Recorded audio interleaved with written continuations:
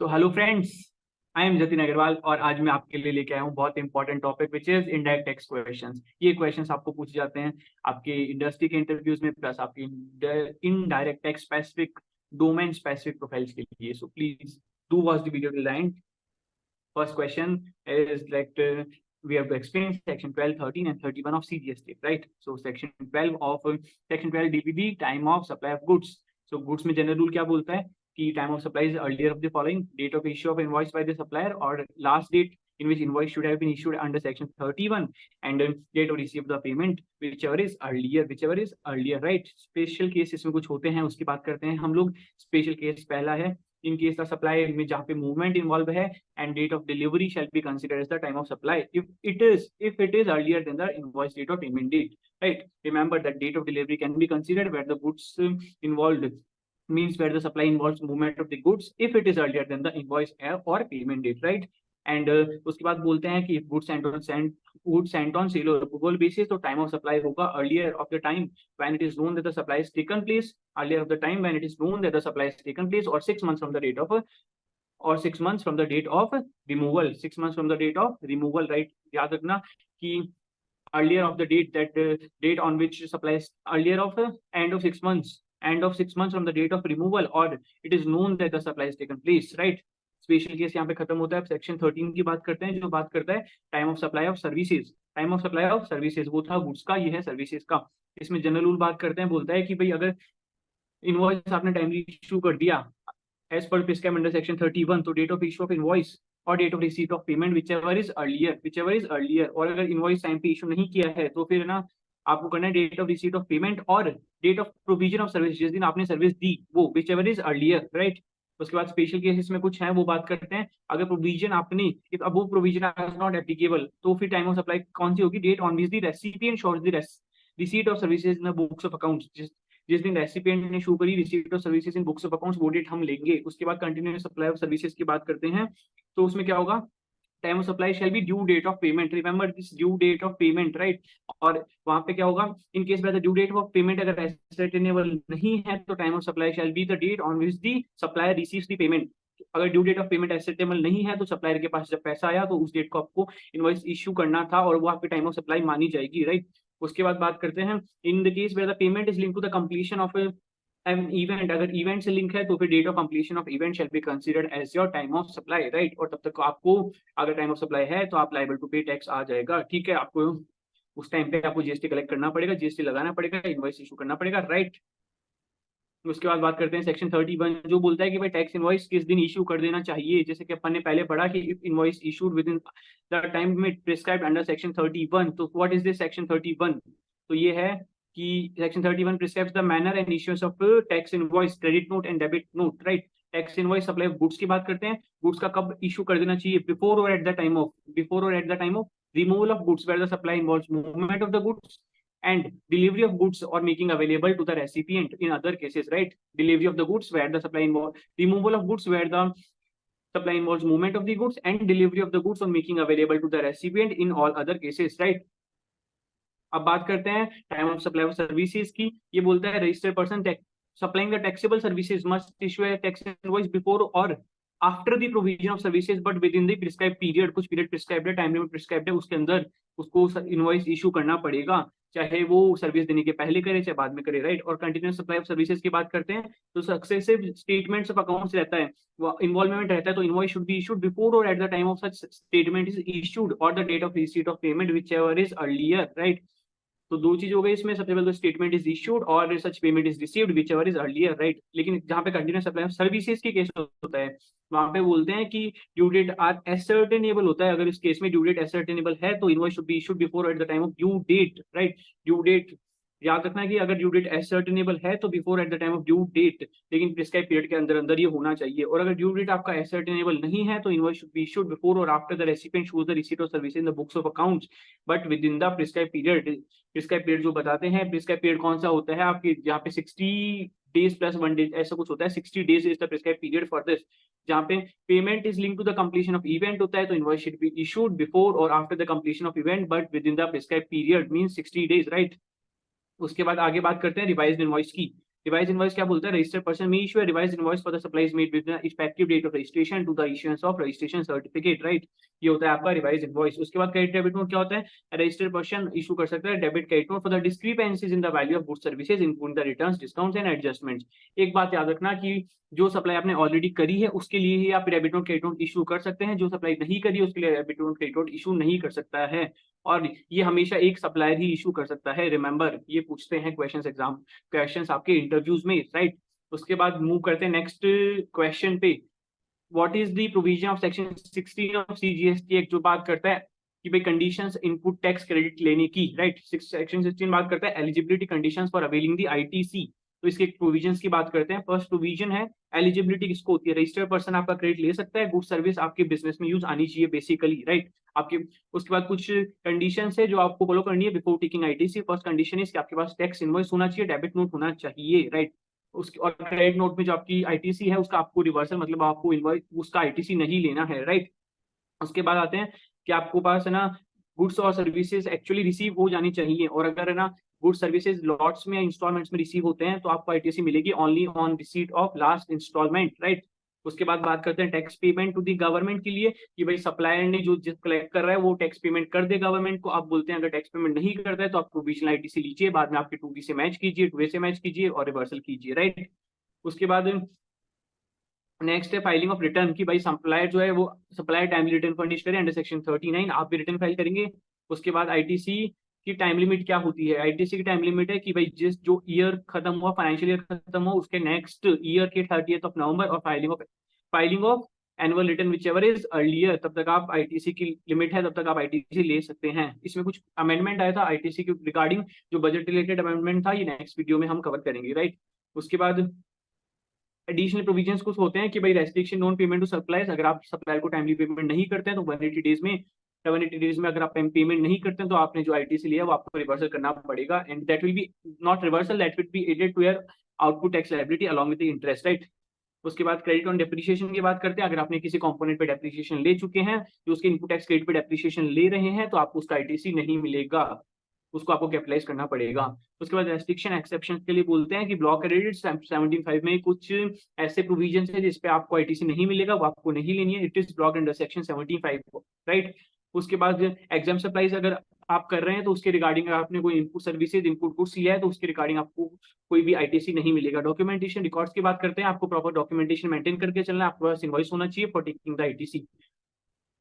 और अगर debit note के आप अगर डेबिट नोट के बेस पे ले रहे हैं तो आपके पास डेबिट नोट भी होना चाहिए। कंप्लायंस रिक्वायरमेंट की बात करते हैं, इसमें होता है कि भाई आपको 2B के अकॉर्डिंग उसको मैचिंग करना पड़ेगा। फिर उसके बाद सेक्शन 75 की बात करते हैं, जो बोलता है आपके रिवर्स चार्ज मैकेनिज्म के लिए। यहाँ पे इंटरव्यूअर्स पूछते हैं कि आप कुछ हमें आइटम्स बताइए for which ITC is not allowed under section 75, so you have to explain the items, and वो कोई केस सिनेरियो भी दे सकते हैं जिसके बेस पे आपको पूछ सकते हैं ये प्रोविजन। ओके, सो स्टार्ट करते हैं। वो बोलता है फर्स्ट प्रोविजन है कि भाई पर्सनल यूज के लिए अगर आप कोई गुड्स ले रहे हैं तो उसमें आपको आईटीसी नहीं मिलेगा। उसके बाद मोटर व्हीकल्स पे नहीं मिलेगा, लेकिन कब मिल सकता है, जब फर्दर सप्लाई के लिए ले, ट्रांसपोर्टेशन ऑफ पैसेंजर्स के लिए, ट्रांसपोर्टेशन ऑफ गुड्स के लिए ले, lending leasing hiring of motor vehicles के लिए आप काम में ले। ओके, फूड बेवरेजेस के लिए आपको आईटीसी नहीं मिलेगा, लेकिन कब मिल सकता है कि जब है ना आप इसकी आउटपुट सर्विसेज दे रहे हैं और कोर्स ऑफ बिजनेस में आपके काम में आ रहे हैं, तभी आपको मिल जाएगा। Food beverages include outdoor catering and health services also, right. उसके बाद कंस्ट्रक्शन एंड वर्क्स कॉन्ट्रैक्ट का आपको नहीं मिलेगा। कंस्ट्रक्शन में वर्क्स कॉन्ट्रैक्ट आपके इंक्लूड होता है for the construction of immovable property, लेकिन आप इमूवेबल प्रॉपर्टी का कंस्ट्रक्शन फर्दर सप्लाई के लिए कर रहे हैं तो आपको आईटीसी मिल जाएगा। और रिनोवेशन रिपेयर्स के लिए आप इमूवेबल प्रॉपर्टी के लिए काम में ले रहे हैं, पीएनडल में उसका एक्सपेंस डाल रहे हैं, तो आपको उसका आईटीसी मिल जाएगा। फिर उसके बाद क्लब मेंबरशिप फीस और प्रोक्योरमेंट फीस की बात करते हैं, इस पर आईटीसी ब्लॉक है, लेकिन कब मिल जाएगा कि ना जब पर्टिकुलरली आपको ये कोई एक पर्टिकुलर की आपके लॉ के थ्रू रिक्वायर्ड है तब मिल जाएगा, और आप फर्दर टैक्सेबल सप्लाई कर रहे हैं तभी आपको इसका आईटीसी मिल जाएगा। एम्प्लॉय कॉस्ट की बात करते हैं, सैलरीज वेजेस अगर आप पे करते हैं उस पर आपको कुछ भी तरीके का आईटीसी नहीं मिलेगा। उसके बाद goods lost destroy return of कर दिए तो उस पर आपको आईटीसी नहीं मिलेगा, आपकी आईटीसी ब्लॉक है, आपको उसको राइट ऑफ करना पड़ेगा। उसके बाद कुछ सेक्शन के अगर नॉन बिजनेस पर्पज के लिए कर रहे हैं तो उस पर भी आपको आईटीसी नहीं मिलेगा। ओके, फिर उसके बाद अब बात करते हैं next section which is RCM provisions. RCM provisions are also important for your interviews. Okay, बात करता है कि भाई कुछ specified categories of goods and services बताएं जिसपे आपको रिवर्स चार्ज मैकेनिज्म लगाना है, मतलब जो रेसिपिएंट ऑफ सर्विस है वो लायबल है टैक्स पे करने के लिए। Okay, under this section government specifies categories of good services बताती है in which the recipient shall be liable to pay the tax on reverse charge basis on okay on receipt of such goods and services. And key points है कि भाई बात करते हैं government notification के through बताती है टैक्स लायबिलिटी बनती है रेसिपिएंट के ऊपर, और ये आपको पता है कि 9(3) में कुछ कुछ गुड्स प्रिस्क्राइब है, आप उसकी लिस्ट पढ़ सकते हैं, that is very important. Next बात करते हैं सेक्शन 9(4). बात करता है कि कुछ अगर आप इनवॉइस सप्लाईज लेते हो फ्रॉम अनरजिस्टर्ड पर्सन, तो उस केस में आपको रिवर्स चार्ज पे करना पड़ेगा। स्पेसिफाइड सप्लायर्स अगर लेते हैं फ्रॉम द अनरजिस्टर्ड पर्सन, उस केस में आपको ये पे करना पड़ेगा आरसीएम। 9(3) में जैसे कुछ जीटीए की सर्विसेज है, वैसे ही जीटीए की सर्विसेज में प्रोविजन है वो आपको पढ़ना है। उसके बाद एक एक जो रेंट का प्रोविजन है, रेंट आरसीएम के रिगार्डिंग, कि रेंट भी जीएसटी कब एप्लीकेबल है, फॉरवर्ड चार्ज कब एप्लीकेबल है, रिवर्स चार्ज कब एप्लीकेबल है, वो भी आपको पढ़ना है। ओके, उसके बाद 9(4) देख रहे हैं अपन, उसमें कुछ एक होटल का प्रोविजन है कि भाई रेस्टोरेंट सर्विसेज पे कब आईटीसी मिलेगा कब नहीं मिलेगा, वो अपन देखते हैं, आगे देखेंगे। ओके, तो उसके बाद आते हैं अपन कि भाई कंडीशंस क्या है आरसीएम के लिए। आरसीएम की इनपुट कब मिलती है, आपको इनपुट तब मिलेगी जब आपको सेल्फ इनवॉइसिंग करनी पड़ेगी, आपको ना पेमेंट वाउचर इशू करना पड़ेगा at the time of making payment to the supplier. Okay, और input can be claim by the ITC subject to the कुछ कंडीशंस है कि भाई ये सब होना चाहिए, फिर आपको इनपुट टैक्स क्रेडिट मिल जाएगी, और आपको आरसीएम आपको जीएसटीआर 3B में दिखाना पड़ेगा। ओके, फिर उसके बाद बात करते हैं जॉब वर्क की प्रोविजंस की। बहुत सारी कंपनीज आजकल ऐसी है जो जॉब वर्क कराती है और उसके लिए प्रोविजंस बहुत इंपॉर्टेंट हो जाते हैं, तो वो ये भी पूछ सकते हैं। ओके, तो job work provisions under section 19 of CGST act 2017 cover होता है। इस पे input tax credit on goods send to job work की बात करते हैं कि भाई प्रिंसिपल क्या क्या भेज सकता है अपने जॉब वर्क के लिए, इनपुट भेज सकता है और कैपिटल गुड्स भेज सकता है। ओके, अब उसके लिए कंडीशंस क्या है आईटीसी लेने के लिए कि भाई है ना कि वो स्पेसिफिक टाइम पीरियड है तब तक वो उसको गुड्स को रिसीव करना है। कौन सा टाइम पीरियड है कि with in 1 year in case of other than capital goods, and in case of capital goods this limit is 3 years. तो 3 साल में और 1 साल में आपको गुड्स वापस मंगाने हैं, तब आप उस पर इनपुट ले सकते हो। जॉब वर्क में मीन्स जॉब वर्क पे गुड्स सेंड करते हो तब तक आपको इतने टाइम में गुड्स वापस मंगा लेने हैं, फिर आपको जॉब वर्क की मतलब जो गुड्स है उस पर आप आईटीसी ले सकते हो जो आप है ना गुड्स बेचते हो जॉब वर्क पे। लेकिन उसमें लिमिट है कि अगर इस टाइम पीरियड से एक्सीड कर जाते हो तो आपको डीम्ड सप्लाई मानी जाएगी और आपको टैक्स लायबिलिटी पे करनी पड़ेगी फ्रॉम दी डेट, मतलब इंटरेस्ट पे करना पड़ेगा उस पर from the date you have send the goods, तो उस टाइम पीरियड के लिए आपको उस पर इंटरेस्ट भी पे करना पड़ेगा। उसके बाद कंडीशन है कि भाई आईटीसी की principal can amend the ITC goods send to job worker if the goods are received back, if the capital goods are received back within 3 years। Okay, capital goods के केस में 3 years की limit. If not receive back ITC taken, मतलब आप provisionally ITC ले सकते हो कि भाई हम मान लेंगे कि 1 साल में 3 साल में गुड्स वापस आ जाएंगे, पर अगर आपके वापस नहीं आए तो आपको है ना आईटीसी रिवर्स करना पड़ेगा और ब्याज आपको पे करना पड़ेगा। Okay, supply of goods from job worker premises की बात करते हैं। अगर वहां से भेज देते हैं प्रिंसिपल के supply the good job worker premises, job worker premises अगर वहां से भेजते हैं तो that shall also be considered as your place of supply, मतलब आपको प्रिंसिपल प्लेस ऑफ बिजनेस तो आपका ऑफिस होगा, एडिशनल प्लेस ऑफ बिजनेस में या फिर उसको प्लेस ऑफ बिजनेस आपको दिखाना पड़ेगा। Okay, because from there you are making taxable supply of goods. इसमें वेस्ट कैप की बात करते हैं। वेस्ट कैप अगर जॉब वर्क के थ्रू अगर जनरेट होता है तो अगर प्रीमाइसेस क्या बोलता है कि भाई waste cap generated during the job work can be supplied by the job worker directly from his premises on payment of tax if अगर जॉब वर्कर रजिस्टर्ड है तो फिर खुद के प्रीमाइसेस से डायरेक्टली वो उस स्क्रैप को बेच सकता है। अगर जॉब वर्कर रजिस्टर्ड नहीं है तो फिर प्रिंसिपल को उस पे टैक्स पे करने की जरूरत है गवर्नमेंट को, राइट। उसके बाद डीम सप्लाई की बात करते हैं। अगर टाइम पीरियड के अंदर अंदर आपने गुड्स नहीं भेजा है तो मतलब गुड्स आपके पास वापस नहीं आया है, that will be considered as a deem supply and by the principal to the job worker on the day, मतलब जिस दिन गुड्स भेजा उस दिन कोई मान लेंगे आप कि भाई आपने गुड्स सप्लाई कर दिया है, आपको उससे वहां से लेके लास्ट तक का जो ब्याज बनेगा वो पे करना है, प्लस आपको आउटपुट टैक्स लायबिलिटी आपको पे करनी है, राइट। उसके बाद आते हैं नेक्स्ट इनपुट सर्विस डिस्ट्रीब्यूटर के प्रोविजंस पे। This is also very important provision from GST point of view. Okay, IT अब आईएसडी की बात करते हैं। आईएसडी मतलब क्या होता है कि कोई भी office engage in distributing credit, मतलब आपको पर्टिकुलर सेपरेटिस्ट का रजिस्ट्रेशन लेना पड़ता है। आईएसडी रजिस्ट्रेशन नॉर्मल रजिस्ट्रेशन में नहीं चलता है और इसका काम क्या होता है कि आईएसडी सेपरेट रजिस्ट्रेशन ले लेंगे, फिर उसके बाद डिस्ट्रीब्यूशन का क्रेडिट को लेने का, फिर डिस्ट्रीब्यूशन का काम उसका होता है। Okay, ISD can distribute the credit of, मतलब सीजीएसटी, एसजीएसटी, यूटीजीएसटी, आईजीएसटी किसी भी टाइप की क्रेडिट आईएसडी डिस्ट्रीब्यूट कर सकती है। डिस्ट्रीब्यूशन किस बेस पे होगा, है ना, आईएसडी मतलब कोई बेस होगा उसका, वो आईएसडी इनवॉइस इशू करेगा या क्रेडिट नोट इशू करेगा। ओके, कंडीशंस क्या क्या होती है कि भाई सीजीएसटी, एसजीएसटी का क्रेडिट किसको दे सकता है, डिस्ट्रीब्यूटर तो recipient with in the same state अगर कोई है तो उसको ये इसका क्रेडिट दे सकता है, और आईजीएसटी का जो डिफरेंट स्टेट्स में है उसको दे सकता है। ओके, मैनर कैसा रहता है, मैनर रहता है कि भाई अगर स्पेसिफिक किसी ऑर्गेनाइजेशन के रिलेटेड है, किसी पर्टिकुलर उसकी ब्रांच या फिर दूसरे स्टेट में है उसके रिलेटेड है तो उसको स्पेसिफिक डिस्ट्रीब्यूशन होगा, और अगर बाकी सबके लिए कॉमन है तो उसको प्रोरेटेड डिस्ट्रीब्यूशन हो जाएगा। ओके, अगर ट्रीटमेंट एक्सिस क्रेडिट अगर है, एक्सिस क्रेडिट है तो excess amount is added to the output tax liability of the recipient along with the interest. याद रखना, एक्सिस अगर क्रेडिट डिस्ट्रीब्यूट कर दिया that shall be added to the output tax liability of recipient along with the interest. Documentation कुछ होता है कि भाई आईएसडी इनवॉइस होना चाहिए, क्रेडिट नोट होना चाहिए, और है ना उसके बाद डिटेल्स आईएसडी की रिटर्न जाती है स्पेसिफिक, जिसमें आईएसडी को ये डिटेल्स भरनी पड़ेगी। वो रिटर्न का नाम है जीएसटीआर 6 मंथली बेसिस पे जाएगी। ओके, रेस्ट्रिक्शंस की बात करते हैं कि भाई कुछ जो ब्लॉक क्रेडिट रहते हैं, कुछ इनएलिजिबल क्रेडिट्स रहती है, उसको आईएसडी डिस्ट्रीब्यूट नहीं कर सकता है। ओके, और ISD can not utilise the credit, खुद के पर्पस के लिए काम में नहीं ले सकता है, ये केवल डिस्ट्रीब्यूट कर सकता है। ओके, उसके बाद सेक्शन 42 43 की बात करते हैं, जो हमारी बात करता है रिवर्सल ऑफ, मींस ये बात करता है apportionment of credit. Apportionment of section rule 42 बोलता है कि apportionment of credit on input services. Okay, input services में अपोर्शनमेंट की बात करते हैं। इसका प्रोसेस होता है कि भाई नॉन बिजनेस कि पार्टली फॉर बिजनेस आप कुछ आईटी से पार्टली करते हैं ना use, partly for business, partly for non business, partly for making taxable supplies, partly for making exempt supplies of good services, तो उसमें इसका अपोर्शनमेंट करना पड़ता है। तो इसके लिए अपोर्शनमेंट होता कैसे है वो समझते हैं। सबसे पहले बात करते हैं अपन कि भाई टोटल आईटीसी अवेलेबल अपने पास कितनी है, उसमें से जो नॉन बिजनेस पर्पज के लिए एग्जाम सप्लाईज के लिए उसको आप हटा देंगे, फिर आपके पास बचेगी नेट आईटीसी। नेट आईटीसी में आपने कोई स्पेसिफिक बिजनेस के लिए काम में ली उसको हटा देंगे, आपके पास क्या बचेगी, बिजनेस मींस टैक्सेबल सप्लाईज के लिए स्पेसिफिक काम में ली जो आपको पूरी की पूरी मिल जाएगी। और जो ऊपर हटाई थी नॉन बिजनेस और एग्जाम के लिए वो आपको नहीं मिलेगी कभी भी, ये वाली आपको मिल जाएगी। इसलिए अब अपन कॉमन क्रेडिट पे आ चुके हैं। अब कॉमन क्रेडिट के बाद क्या करते हैं, आपको एग्जाम टर्नओवर का रेशियो निकालना है कि भाई टोटल टर्नओवर में से आपका एग्जाम टर्नओवर कितना बनता है, उसका आपको आईटीसी का क्या करना है कि भाई कॉमन क्रेडिट है एग्जाम सप्लाईज के लिए, तो वो आपको क्या करना है, अवेल नहीं करनी है। और आपको उसके बाद नॉन बिजनेस के लिए निकालना है। नॉन बिजनेस का मतलब हो गया जो कॉमन क्रेडिट है उसका 5% आप ले सकते हैं। तो उसके बाद क्या करेंगे अपन, कॉमन क्रेडिट में से आप नॉन बिजनेस के हटा देंगे, मतलब 5%, और एग्जाम के लिए E/F करके वो हटा देंगे, तो बचा हुआ आपका क्या मिल जाएगा, फाइनल आईटीसी एलिजिबल, मतलब जो आप आईटीसी ले सकते हैं।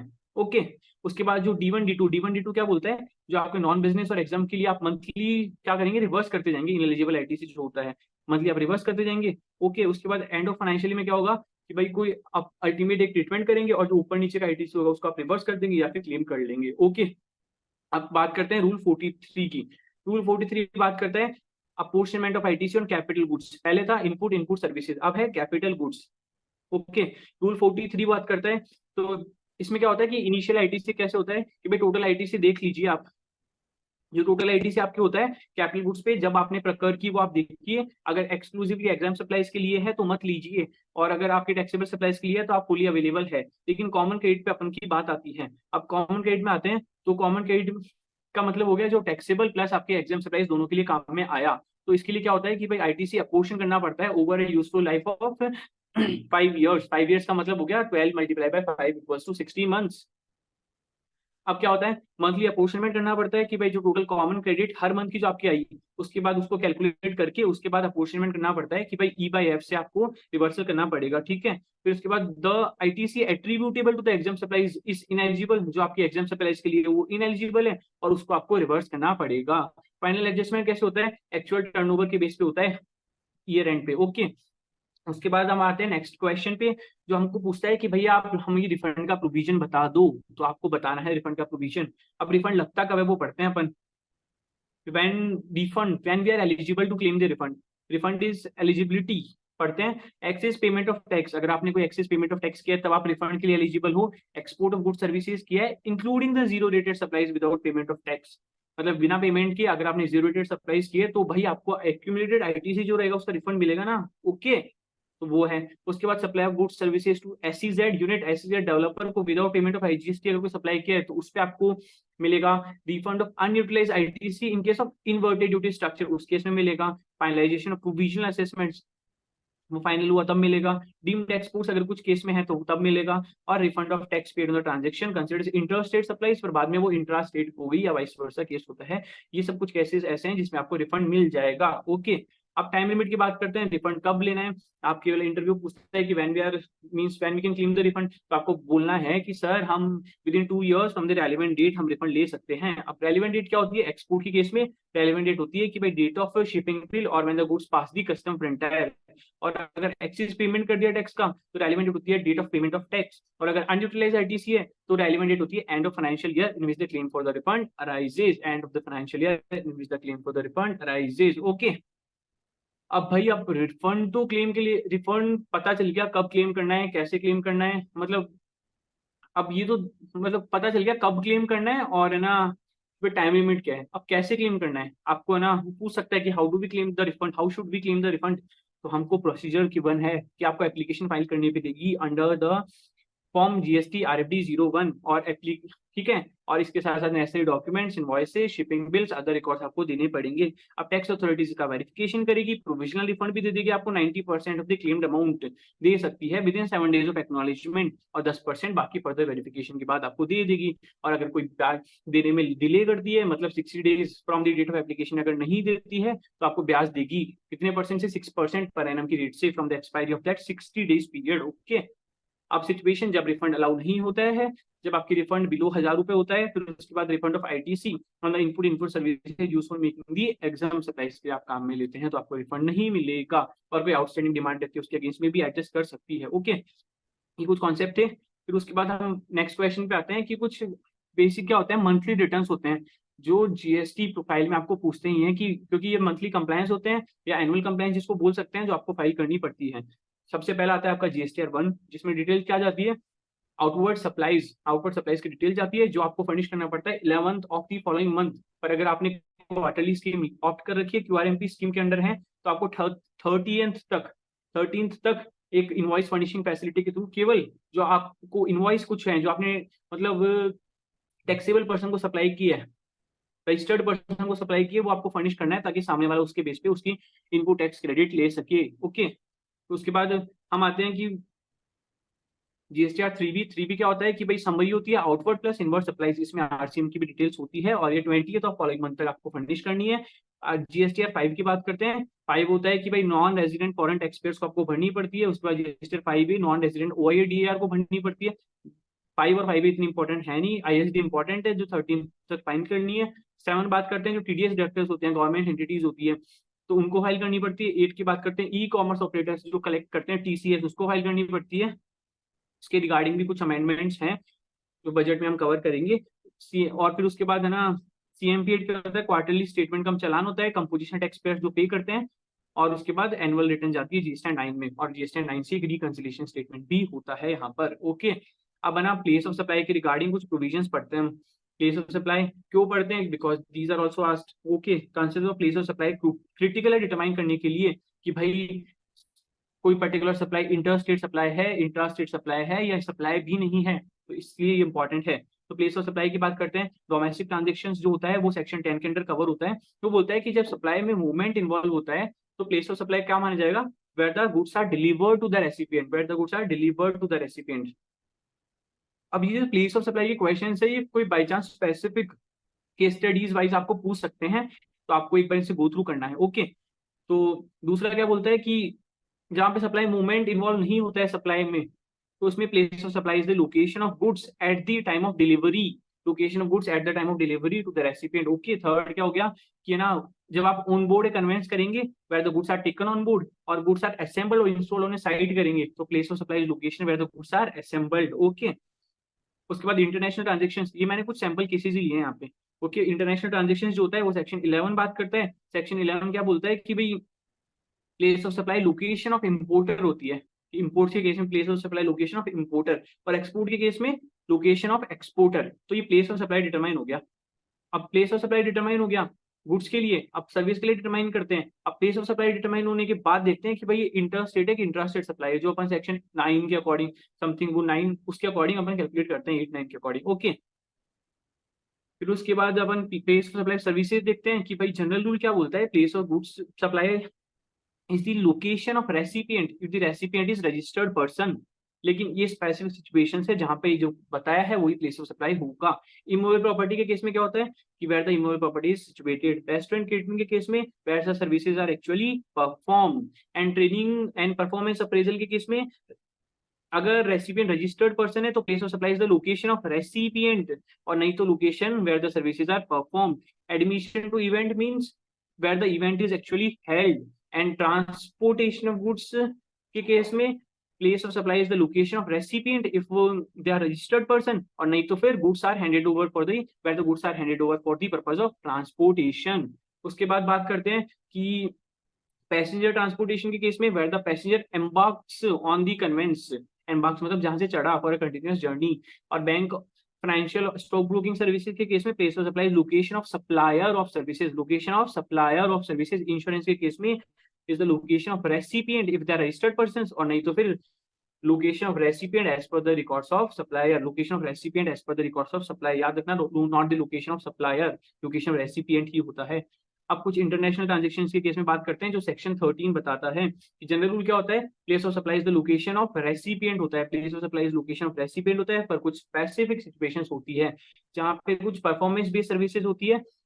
सब अगर services required to be performed at a specific location पे अगर आपको परफॉर्म करनी है तो प्लेस ऑफ सप्लाई मानी जाएगी location where the services are actually performed. And अगर सर्विसेज इमूवेबल प्रॉपर्टी की रिगार्डिंग होती है तो where the immovable property is located. और पैसेंजर गुड्स ट्रांसपोर्टेशन के केस में वेयर द ट्रांसपोर्टेशन बिगिंस, जहां से स्टार्ट होता है, और services provided on board a conveyance होता है तब where the service goods are taken on board, जहां से गुड्स को गाड़ी पे चढ़ाया। ओके, इंपॉर्टेंस क्या होता है कि भाई इसके बेस पे आप देख सकते हैं कि सीजीएसटी लगेगा, एसजीएसटी या फिर आईजीएसटी लगेगा या यूटीजीएसटी होगी। कंप्लायंस बहुत इंपॉर्टेंट होती है और इसका आईटीसी पे भी इम्पैक्ट पड़ता है कि आईटीसी एलिजिबल है इनएलिजिबल है। जैसे रेस्टोरेंट होटल के केस में आपको, क्योंकि वो एसजीएसटी का बिल देता है और आप दूसरे स्टेट में अगर हैं तो एसजीएस आईजीएसटी का बिल देता नहीं है तो आपके वो आईटीसी इनएलिजिबल हो जाती है। ओके,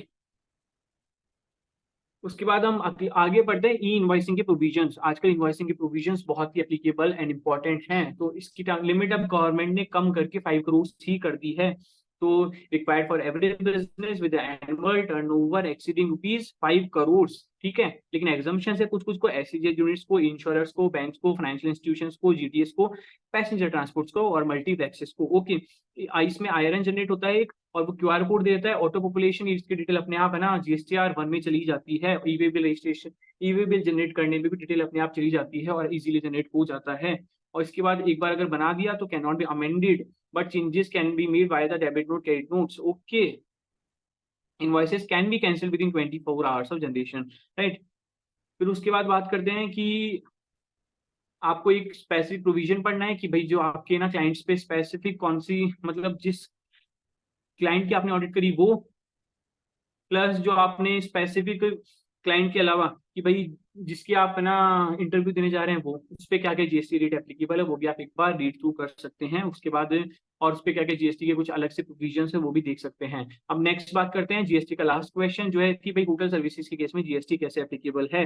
अब बात करते हैं कि अगर होटल में रूम रेंट है उसकी बात करते हैं। अगर 1000 रुपए तक रूम रेंट है तो वो एग्जम्प्ट है। इसके रिगार्डिंग कुछ अमेंडमेंट है तो एक बार देख सकते हैं आप। 1000 से 7500 तक का अगर रूम रेंट है तो 12% जीएसटी है, और अबोव 7500 है तो 18% जीएसटी है। रेस्टोरेंट सर्विसेज की बात करते हैं। अगर आपकी होटल रेस्टोरेंट सर्विसेज का अगर आपका होटल रूम्स भी है उसमें और 7500 से ऊपर का रूम टैरिफ है तो आपके रेस्टोरेंट सर्विसेज पे भी 18% रेट लगेगी। अगर एक भी रूम उतने से ऊपर है तो 18% रेट लगेगी। लेकिन अगर केवल रेस्टोरेंट है और एसी रेस्टोरेंट है तो 12% और नॉन एसी है तो 5%। लेकिन याद रखिएगा 5% के केस में आपको कोई भी आईटीसी नहीं मिलेगी। अब टीडीएस प्रोविजंस की बात करते हैं कि भैया जो है ना होटल आपका टीडीएस 194C में काटेगा या आई में काटेगा। अगर कोई वर्क्स कॉन्ट्रैक्ट है स्पेसिफिक कि भाई आपको जगह क्यों किराए पे ली और उसमें उसका केटरिंग सब कुछ है तो 194C में काटेगा, नहीं तो फिर 194I में काटेगा। अगर स्पेसिफिक आपको रूम्स वगैरह उसने दिए हैं और एक्सेस टू इस इमूवेबल प्रॉपर्टी उसने दी है तो 10% रेट से टीडीएस काटेगा। ओके, उसके बाद मतलब आप लोग काटेंगे उसका पेमेंट करने से पहले, वो नहीं काटेगा, sorry I correct my self. तो आप इस रेट से आपको उसका टीडीएस काटना पड़ेगा। ओके, उसके बाद बात करते हैं कि value of supply. Last question जो ये है कि भाई वैल्यू ऑफ सप्लाई भी आपको पढ़ना पड़ेगा। ये क्वेश्चन आपको बता दूं कि ये एक्चुअली में एफएमसीजी कंपनी ने पूछ लिया था लास्ट टाइम, तो इसको भी ध्यान से देखिएगा। वैल्यू ऑफ सप्लाई बात करते हैं कि भाई अगर डिस्टिंक्ट पर्सन से रिलेटेड है, अगर डिस्टिंक्ट पर्सन या रिलेटेड पर्सन के केस में कैसे होता है कि भाई ओपन मार्केट वैल्यू आप पहले ले सकते हैं, अगर ओपन मार्केट वैल्यू अवेलेबल नहीं है तो फिर है ना कंसिडरेशन जो आपने एक्चुअली रिसीव किया उसके बेस पे ले सकते हैं। और अगर ओपन मार्केट वैल्यू प्लस है ना और एक्चुअल कंसिडरेशन दोनों ही अवेलेबल नहीं है तो goods of like kind and like quality आप देखिए अगर वो भी अवेलेबल, लेकिन अगर ये सब है लेकिन अगर आपकी जो रेसिपिएंट है उसको फुल आईटीसी एलिजिबल है, फुल आईटीसी ले सकता है, तो उस केस में जो आईटीसी उसने वैल्यू डिक्लेयर करी ना वो deem to be the value of supply मान ली जाएगी। ओके, उसके बाद रूल 29 पे आते हैं। ये कब लगता है? जब आपने गुड्स सप्लाई किया और रिसीव किया थ्रू एन एजेंट। ठीक है, ये लगता क्या है इसमें वैल्यू ऑफ सप्लाई कैसे देखते हैं? ओपन मार्केट वैल्यू ले लीजिए, अगर ओपन मार्केट वैल्यू नहीं है तो फिर है ना 90% of price charge by the recipient, मतलब जिसने रिसीव किया उसने जो मतलब जो रेसिपिएंट है उस 90% of price charge by the recipient to unrelated person, मतलब है ना for the goods of like kind and like quality. भाई जो रेसिपिएंट है उसने अनरिलेटेड पर्सन को जो बेचा ना उस पे आप उसका 90% लेके वैल्यू ऑफ सप्लाई भी निकाल सकते हैं। ओके, फिर उसके बाद रूल 30 बात करता है value of supply based on cost के बेस पे कि ना कैन नॉट बी डिटरमाइंड। ऊपर से अगर आप नहीं निकाल सकते हैं तो आप भाई कॉस्ट प्लस 10% भी आपकी वैल्यू ऑफ सप्लाई मान सकते हैं। उसके बाद रूल 30 माना जाता है रेजिडुअल। रेजिडुअल क्या बोलता है कि भाई value of supply can not be determined under section 20 rule 27 to 30। यहाँ पे शायद रूल 27 मिस आउट हो गया तो वो भी एक बार आप प्लीज चेक कर लीजिएगा। उसके बाद बोलते हैं कि भाई तब रूल 31 आप फॉलो करते हैं। ओके, मतलब बेस्ट जो अवेलेबल है वो आप लेते हैं। उसके बाद बात करता है कि भाई कुछ आपको प्रोसेस बताना है कि भाई है ना टर्नओवर क्या होता है और आउटपुट टैक्स रिकंसिलिएशन जो मंथली रिटर्न और एनुअल रिटर्न में आप करते हैं तो उसके रीजंस ऑफ डिफरेंसेस क्या क्या होते हैं। जीएसटीआर अब रीजंस और रिकंसिलिएशन के प्रोसेस हम समझते हैं। ये इंटरव्यू में क्वेश्चन ऐसे पूछे जाते हैं कि आपने क्या कोई जीएसटीआर 9 9C बनाई है, अगर आपने बनाई है तो उसमें रीजन और डिफरेंसेस क्या होते हैं हम एक्सप्लेन कर दीजिए। तो 1 और 9 में डिफरेंस बताता हूँ मैं आपको। Total turnover 1 should match with 9। Difference हो सकते हैं अनरिपोर्टेड वो इनवॉइस है, मिस सप्लाईज है, एरर्स इन रिकॉर्डिंग सेल्स हैं। तो 3 और 9 में क्यों डिफरेंस हो सकते हैं? क्योंकि इनकरेक्टली रिपोर्टेड टर्नओवर होता है, एक्सक्लूजन इंक्लूजन हो जाता है नॉन टैक्सेबल सप्लाईज का। आउटपुट टैक्स रिकंसिलिएशन में 3 वर्सेज 9 का रिको बनता है और 1 वर्सेज 9 आप मैच करेंगे। ठीक है, उसके बाद रीजन क्या होते हैं डिफरेंसेस के कि भाई इनएक्यूरेट रिपोर्टिंग, कुछ टाइमिंग का डिफरेंस हो गया कि भाई आपने अभी दिखाया फिर कि भाई 1 और 3 में लेट अर्ली रिपोर्टिंग का कुछ प्रोविजन हो सकते हैं। और कुछ आईटीसी के रिगार्डिंग कि भाई इस साल की आईटीसी अगली साल ली, पिछली बार की आईटीसी इस साल ली, ये कुछ प्रोविजंस होते हैं। तो ये सब आपको देखने हैं और इस टाइप से आपको आंसर करना है। और फाइनल क्वेश्चन है कि भाई जीएसटीआर 9C क्या होता है और प्रोविजंस कब एप्लीकेबल होते हैं। जीएसटीआर 9C एक रिकंसिलिएशन स्टेटमेंट होता है that is filed by the tax payer registered under the GST. ठीक है, it is part of annual compliance होता है। कब भरना पड़ता है? जब आपका एनुअल टर्नओवर एक्सीड करता है 5 करोड़ रुपीज से। और इसमें चार्टर्ड अकाउंटिंग का सर्टिफिकेट पहले लगता था, अब नहीं लगता है, सेल्फ सर्टिफिकेट स्टेटमेंट अब ये होता है। और इसमें बात करते हैं कि भाई रिकंसिलिएशन हो गया, आप सर्टिफिकेशन का जो पोर्शन है बी पोर्शन वो अब नहीं लगेगा। ओके, और 5 करोड़ की टर्नओवर की लिमिट है। अब बात करते हैं कि भाई जीएसटीआर 2B क्या होता है और 2B में बुक्स में मेजर डिफरेंसेस क्या क्या होते हैं। 2B क्या होता है? ऑटो पॉपुलेटरी स्टेटमेंट होता है जिसमें बताता है कि भाई आप कितना आईटी से आपको एलिजिबल है। ये शायद हर मंथ की 14 मतलब फॉलोइंग मंथ की 14 को आपको जनरेट हो जाता है। उससे आपको बुक्स की आईटीसी मैच करनी है और जो 2B में आईटीसी दिख रही है आप मैक्सिमम उतना ही ले सकते हो as per the new provisions. Okay, फिर उसके बाद क्या होता है कि मेजर रीजंस क्या होते हैं बुक्स में और 2B में डिफरेंसेस की। टाइमिंग डिफरेंसेस आता है कि भाई इनवॉइस सामने वाले ने अपलोड नहीं करे हैं पर आपने बुक्स में उसकी आईटीसी रिकॉर्ड कर ली है। और डेटा एंट्री कुछ एरर्स हो सकती है, मिसमैच इनवॉइस डेट्स में हो सकती है, क्रेडिट डेबिट नोट्स का फर्क हो सकता है, इनएलिजिबल आईटीसी हो सकती है कि भाई आपको आईटीसी रिवर्स करना है उसका फर्क हो सकता है। ये सब कुछ रीजंस हैं। अब जी friends talking about the difference between the 2A and 2B is that the GSTR 2A is a dynamic statement, it keeps on changing while 2B is a static statement, same रहता है। उसके बाद purpose की बात करते हैं कि ना रियल टाइम समरी प्रोवाइड कर देता है GSTR 2A और 2B हमारे ना फिक्स डेट को एक स्पेसिफिक पीरियड की समरी प्रोवाइड कर देता है और 2A हमारा अपडेट होता रहता है, इसलिए इसको बोलते हैं कि भाई रियल टाइम समरी प्रोवाइड कर देता है। उसके बाद जनरेशन की बात करते हैं। जनरेशन बोलता है कि भाई 2A है ना 2A कंटिन्यूसली अपडेट होता रहता है। उसके बाद 2B जनरेटेड मंथली जनरेट हो जाता है 12th जो अपडेट 14th हो चुकी है। उसके बाद डेटा सोर्स की बात करते हैं। 2A में डेटा कहाँ से आता है? जीएसटीआर 1 से 5 से 6 से और 7 से आता है, जबकि 2B में डेटा जीएसटीआर 1 से 5 से 6 से आता है। ठीक है, अलॉन्ग विद अमेंडमेंट्स के साथ आता है। फिर उसके बाद बात करते हैं कुछ अदर अदर डिफरेंसेस की जो आप देख सकते हैं। उसके बाद हम नेक्स्ट क्वेश्चन पे आते हैं। Next question 18th number, can GST returns be amended. अब इसमें प्रोविजन में कुछ अमेंडमेंट आया है रिसेंटली, तो इस पे क्वेश्चन आ सकता है, सो प्लीज ध्यान से सुने।